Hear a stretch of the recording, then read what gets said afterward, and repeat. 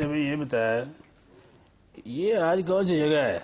इसमें तो मुझे कभी आने का इत्तेफाक नहीं हुआ। ये किधर रह गया आगे? ओहो चोई साहब, ये जो आपने इम्तानी गत्ता रखा हुआ है ना, जी। इसके ऊपर भी लिखा है आज हम Islamabad chamber of commerce and industry के हॉल में बैठे हुए हैं।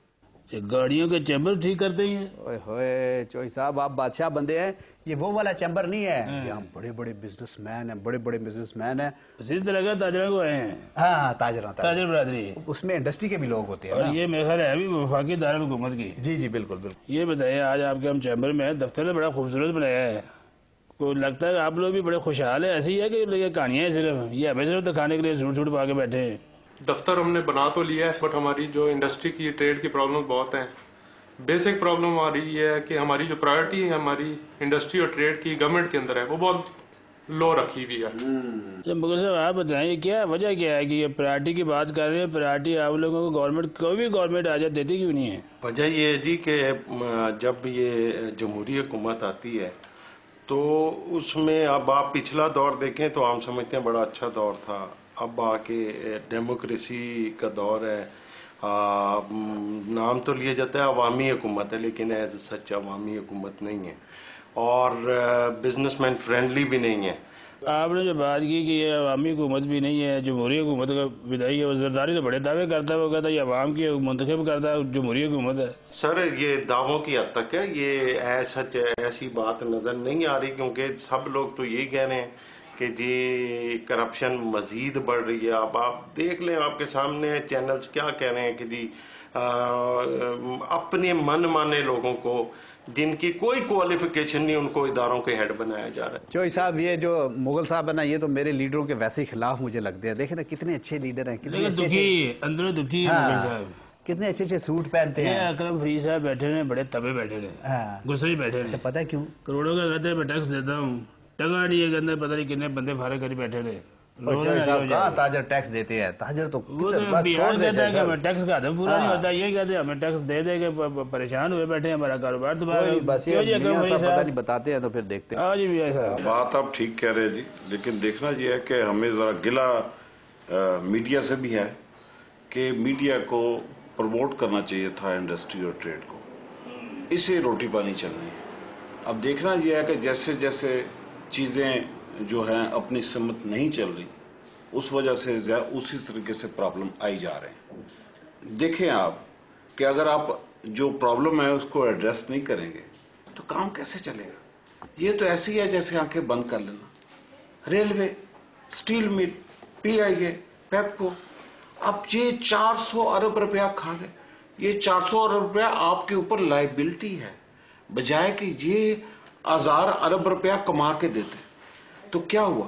ये लैक ऑफ मैनेजमेंट है। रेलवे देख लें। मैं कहता हूं कि मेरी ये जिंदगी में ख्वाहिश वो तो सरकारी इदारे हो गए। आप अपनी इंडस्ट्री के बारे में बताइए, इन आप लोगों को इंसेंटिव ना देने की वजह क्या है? आप लोग टैक्स भी देते हैं, लेकिन पता मैं अगर आप खुल के बात करें, कोई मसला नहीं है खुल के। आप अगर आप खाली स्टील इंडस्ट्री की बात करेंगे तो पहले हुकूमत ने कहा कि जी हम कुर्बानी मांगते हैं। हमने कहा जी ठीक है। उन्होंने कहा जी हमारे पास इलेक्ट्रिसिटी नहीं है, लोड शेडिंग कर ले। लोड शेडिंग मैनेजमेंट, कुर्बानी के बकरे बड़े महंगे हो गए जी। क्यों जी? अब हुआ क्या? अब तो नहीं, अब 2-4 लीडर कुर्बान करने पड़ने हैं चौधरी साहब, तब काम चलना है। अब बकरों से काम नहीं चलना। बिल्कुल ठीक कह रहे हैं, मैं आपको इत्तेफाक करता हूँ। उन्होंने 24 घंटे को 12 घंटे कर दिया। हमने 3000 मेगावाट इलेक्ट्रिसिटी की कंट्रीब्यूशन कौम से में अपनी कंट्रीब्यूशन करा दी। 3000 मेगावाट देने के बाद भी लेबर वही 24 घंटे की अपने पास रखी। हम लेबर रोज रोज नहीं बना सकते। लेबर बनती है टाइम से, लोग बनते हैं टाइम से। एक आदमी 30 साल का, 25 साल का, 20 साल का ट्रेंड हुआ है, मेटलर्जिस्ट है, मेटल को जानता है, लोहे को जानता है, स्टील को जानता है, सेल को जानता है, सेल प्रमोशन प्रोडक्शन को जानता है। एक फोरमैन है, टेक्सटाइल का फोरमैन ले लें, वो अपनी आंखों से टेक्सटाइल चलाता है। You can not provide these things just like that कि आप निकाल दें और नेक्स्ट डे आप, जैसे बाहर के मुल्कों में होता है, पढ़े लिखे इंस्टीट्यूट होते हैं, टेक्निकल इंस्टीट्यूट होते हैं, आप निकालें। हमारी ये इंडस्ट्री जो है वो चाहे फ्लोर मिल है, चाहे आटा फैक्ट्री है, उसका फोरमैन, स्टील फोरमैन, मार्बल का ले ले, कोई भी इंडस्ट्री ले लें, इवन मेडिसिन ले लें, कोई ले ले, उसमें जो मालिक है वो खुद खून देता है, खुद टाइम देता है, फिर उस बच्चे को या उस आदमी को अपनी पोजीशन सिखाता है। वैसे चौधरी साहब एक बात है, पता है, ये जो मियाँ साहब है ना, ये मियाँ साहब अहमद फराज की भी जगह ले सकते हैं। ये तो पूरे दानश्वर मुझे लगते हैं। मैं लेकिन एक बात इनसे मैं पूछना चाहता हूँ, ये जो स्टील होता है इसका कहते हैं तोल बड़ा घट होता है जो जाता है, ये भी कोई होता है जिस तरह के? सब डिजिटल सिस्टम है और सब इलेक्ट्रॉनिक सिस्टम है।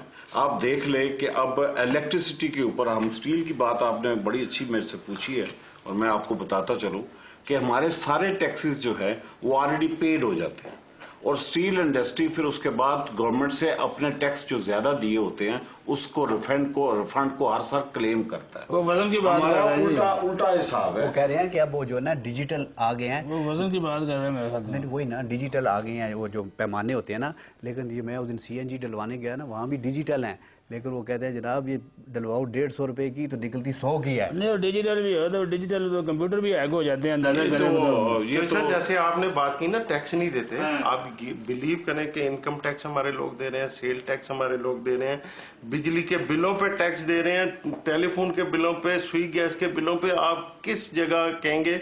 और स्टील इंडस्ट्री की जिस तरह मियाँ साहब बात करते हैं, स्टील इंडस्ट्री में करोड़ों रुपए के बिल होते हैं। मैं आप बताऊं, और उसमें आप टैक्स लगा लें कि कितना एक जो बिल है तो कटा हुआ आता है बिजली का बिल में, वो खुद काट के हमें भेज देते हैं। चौधरी साहब, एक बिल जो है अगर वो 1.5 करोड़ रुपए का है, उसमें 70 लाख की इलेक्ट्रिसिटी का बिल है, बाकी सारे टैक्सेस है।